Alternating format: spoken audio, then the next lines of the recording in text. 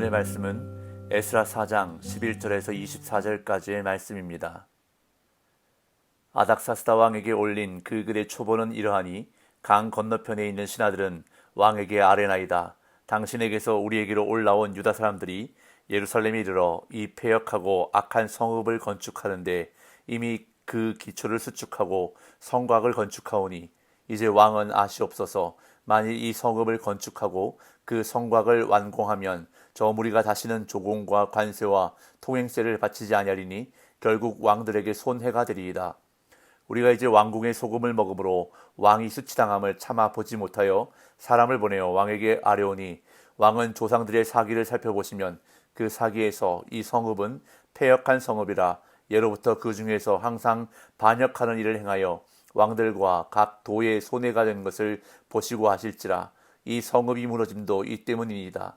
이제 감히 왕에게 아뢰오니 이 성읍이 중건되어 성곽이 준공되면 이로 말미암아 왕의 강 건너편 영지가 없어지리이다 하였더라. 왕이 방백 르흠과 서기관 심세와 사마리아에 거주하는 그들 동관들과 강 건너편 다른 땅 백성에게 조서를 내리니 일러스되 너희는 평안할지어다.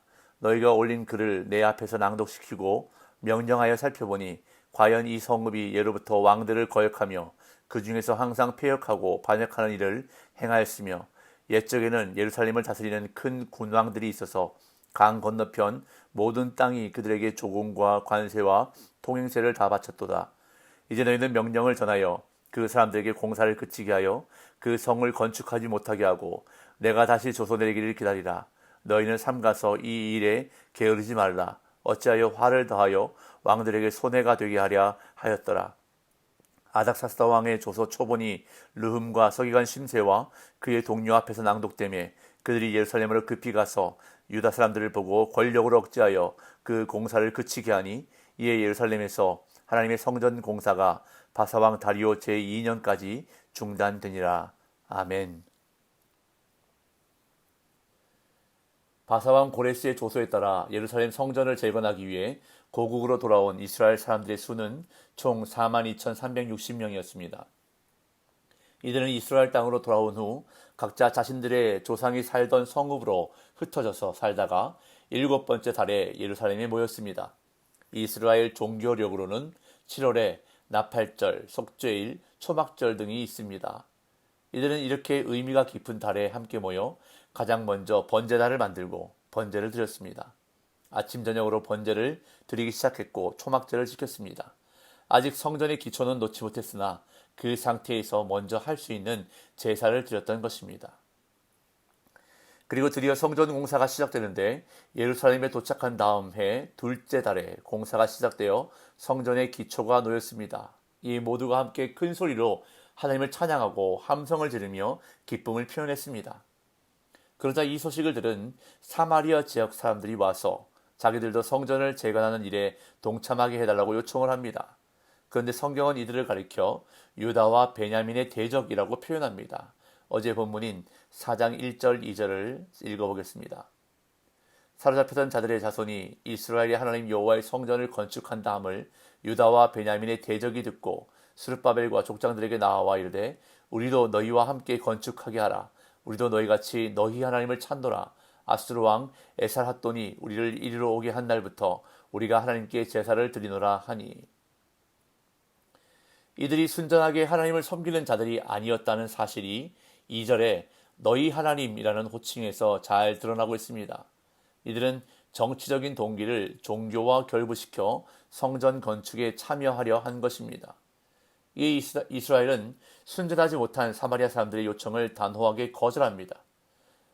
그러자 사마리아 사람들은 성전 재건을 본격적으로 방해하기 시작하는데 바사의 왕이 여러 번 바뀌는 긴 시간 동안 줄기차게 예루살렘 성전의 건축을 방해합니다.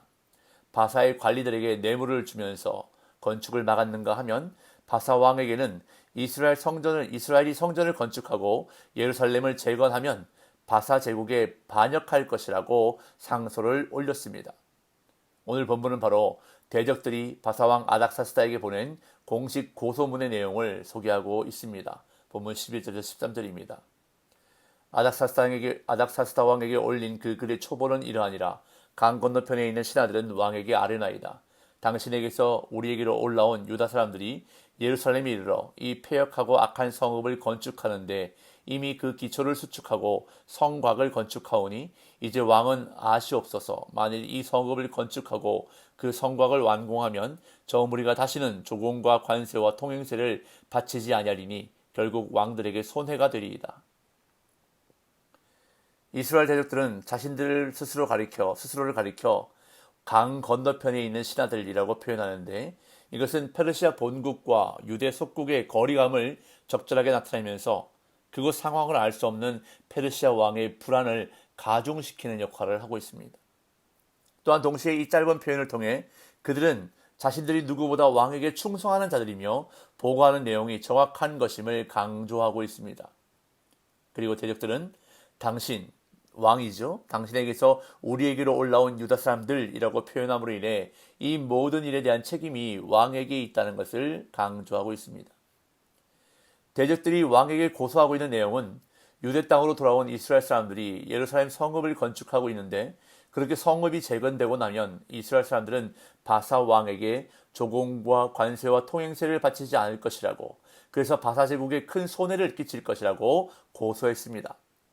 그러면서 예루살렘을 가리켜 패역하고 악한 성읍이라고 말합니다. 이 말은 바사 제국을 향해 반역을 일으킬 성읍이라는 의미입니다.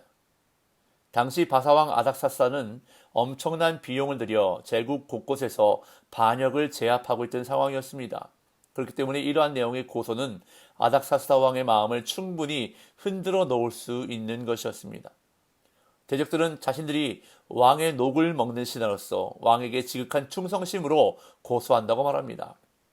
14절에서 16절 우리가 이제 왕궁의 소금을 먹음으로 왕이 수치당함을 참아보지 못하여 사람을 보내어 왕에게 아뢰오니 왕은 조상들의 사기를 살펴보시면 그 사기에서 이 성읍은 패역한 성읍이라 예로부터 그 중에서 항상 반역하는 일을 행하여 왕들과 각 도의 손해가 된 것을 보시고 아실지라. 이 성읍이 무너짐도 이 때문이니이다. 이제 감히 왕에게 아뢰오니 이 성읍이 중건되어 성곽이 준공되면 이로 말미암아 왕의 강 건너편 영지가 없어지리이다 하였더라. 당시 신하들은 봉급으로 소금을 받았습니다. 그렇기에 왕궁의 소금을 먹는다는 표현은 자신들이 바사 왕의 충직한 신하임을 나타내는 표현입니다. 그렇기 때문에 신하된 도리로 충성심으로 왕이 수치당함을 참아 보지 못하여 이렇게 글을 써서 아뢰는다는 것입니다. 그러면서 예루살렘이 재건되면 이스라엘이 반역할 것이라는 증거로 과거 기록을 살펴보라고 왕에게 말합니다. 그럼 예루살렘 성읍이 패역한 성읍이라는 것을, 예로부터 항상 반역하는 일을 행하였다는 것을 알 수 있을 것이라고 말하면서 성읍이 건축되면 왕의 강 서편 영토가 사라지게 될 것이라는 말까지 덧붙입니다. 이에 아닥사스다 왕은 강 건너편 관리들에게 조소를 내립니다. 17절에서 20절 왕이 방백 르훔과 서기관 심세와 사마리아에 거주하는 그들 동관들과 강 건너편 다른 땅 백성에게 조소를 내리니 일렀으되 너희는 평안할지어다. 너희가 올린 글을 내 앞에서 낭독시키고 명령하여 살펴보니 과연 이 성읍이 예로부터 왕들을 거역하며 그 중에서 항상 패역하고 반역하는 일을 행하였으며 옛적에는 예루살렘을 다스리는 큰 군왕들이 있어서 강 건너편 모든 땅이 그들에게 조공과 관세와 통행세를 다 바쳤도다. 방백 르훔과 서기관 심세는 왕에게 올리는 상소를 주동한 사람들인 것으로 보입니다.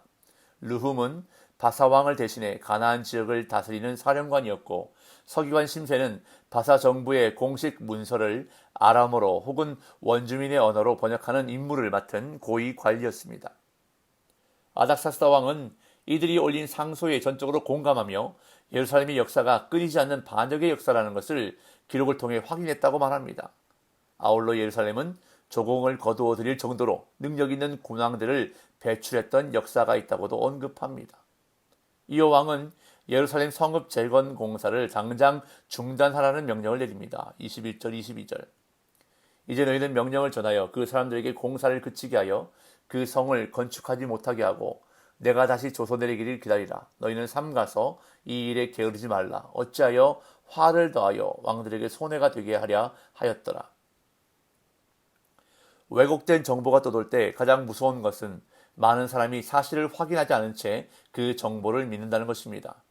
그래서 사실 여부와 관계없이 많은 피해를 입습니다. 바사 왕은 이스라엘의 대적들이 올린 글을 그대로 믿었습니다. 그는 예루살렘 재건 사업이 어떻게 시작되었는지 그리고 어떻게 진행되고 있는지 이스라엘의 지도자들을 불러서 알아보려는 노력조차 하지 않았습니다. 아무런 확인도 없이 결국 예루살렘 성을 건축하는 일을 중지하라는 명령을 내리고 말았습니다. 그리고는 왕이 말하는 이 일을 처리하는데 게으르지 말라고 명합니다. 그러자 이스라엘의 대적들은 왕의 이 조서를 근거로 예루살렘 재건 작업을 중단시킵니다. 23절 24절. 아닥사스다 왕의 조서 초본이 르흠과 서기관 심세와 그의 동료 앞에서 낭독되매 그들이 예루살렘으로 급히 가서 유다 사람들을 보고 권력으로 억제하여 그 공사를 그치게 하니 이에 예루살렘에서 하나님의 성전 공사가 바사왕 다리오 제2년까지 중단되니라. 대적들은 당장 예루살렘으로 가서 무력을 동원해 모든 공사를 중지시킵니다. 이들의 방해 때문에 예루살렘 성전 건축 공사는 당분간 재개되지 못했습니다. 대적들의 방해 공작은 이렇게 성공을 거두었습니다. 이처럼 때로는 거짓이 이기는 것처럼 보일 때가 있습니다. 하나님이 원하시는 일임에도 불구하고 주변의 모략에 의해 사역이 지체되기도 합니다. 떠도는 소문에 사람들이 현혹되어 마땅히 해야 할 사역들을 방해할 때도 있습니다. 그래서 억울함과 답답함으로 가슴만 치며 어찌할 바를 모를 때도 있습니다. 그러나 거짓이 이긴 것처럼 보이고 악이 승리한 것처럼 보일지라도 우리가 결코 낙심하지 말아야 할 이유가 있습니다. 최종 승리는 하나님의 편이 가져갈 것이기 때문입니다. 하나님은 승리의 깃발이 되시는 여호와 니시의 하나님이시기 때문입니다.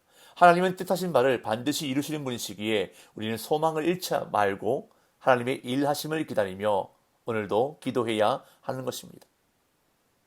오늘도 아무것도 염려하지 말고 다만 기도와 간구로 구할 것을 감사함으로 하나님께 아뢰시는 저와 여러분들이 되기를 간절히 소망합니다.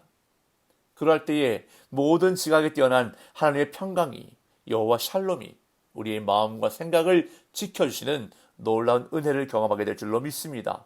그러한 은혜가 있으시기를 예수님의 이름으로 축복합니다.